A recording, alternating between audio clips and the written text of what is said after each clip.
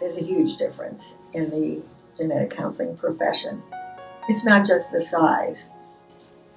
The early graduates of all the programs were thinking really of clinical practice. We were all being prepared, to do the medical genetics, the psychological counseling that went with it. Perspectives in Genetic Counseling didn't have a name to begin with. It started out as the concept of a newsletter that would be sent to members. And the first issue of Perspectives in Genetic Counseling didn't even have a masthead. It was typed on a Selectric typewriter.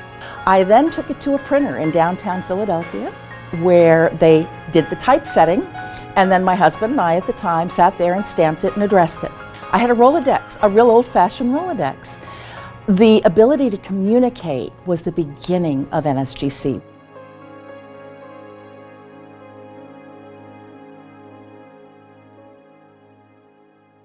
One of my fondest memories with NSGC was being involved in the planning of the first AEC in San Diego.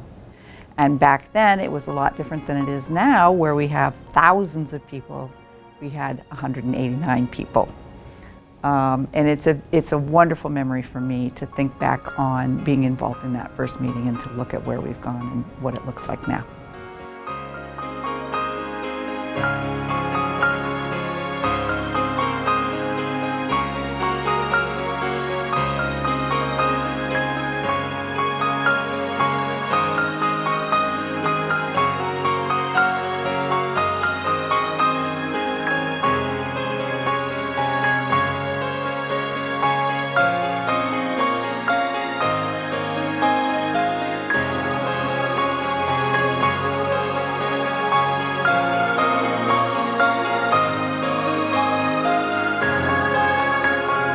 The Journal of Genetic Counseling was first published in March of 1992, and I had the pleasure of being the founding editor of that as well.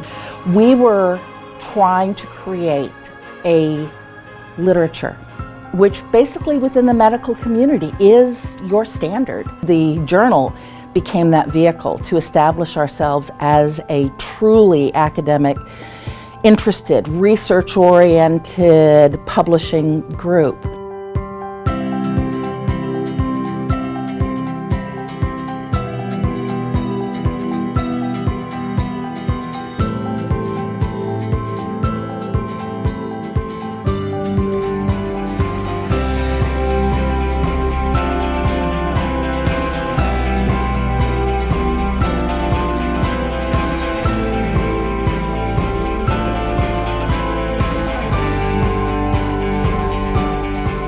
February of 2000, when President Clinton was president, he issued the first executive order of the 21st century on genetic non-discrimination in the workplace.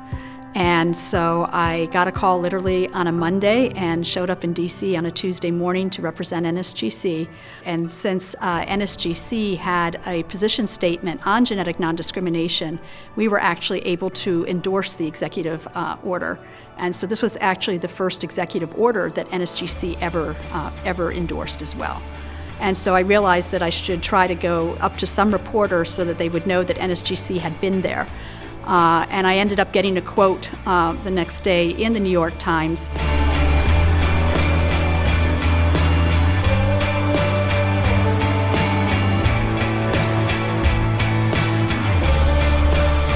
I was honored in 2002 to lead the team who wrote the first NSGC practice guideline.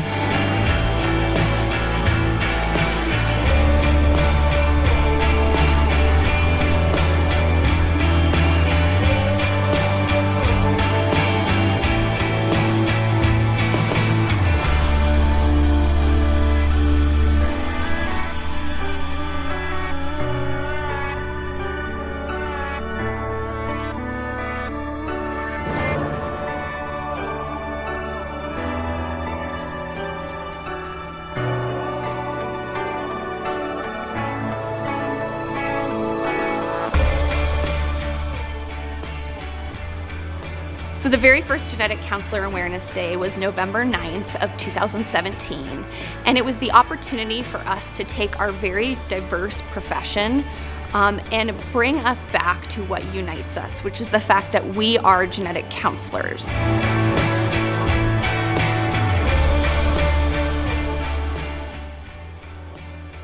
We believe this piece of legislation will enable greater access to genetic counseling services nationwide. Totally different world than it was when the first graduates appeared on the scene.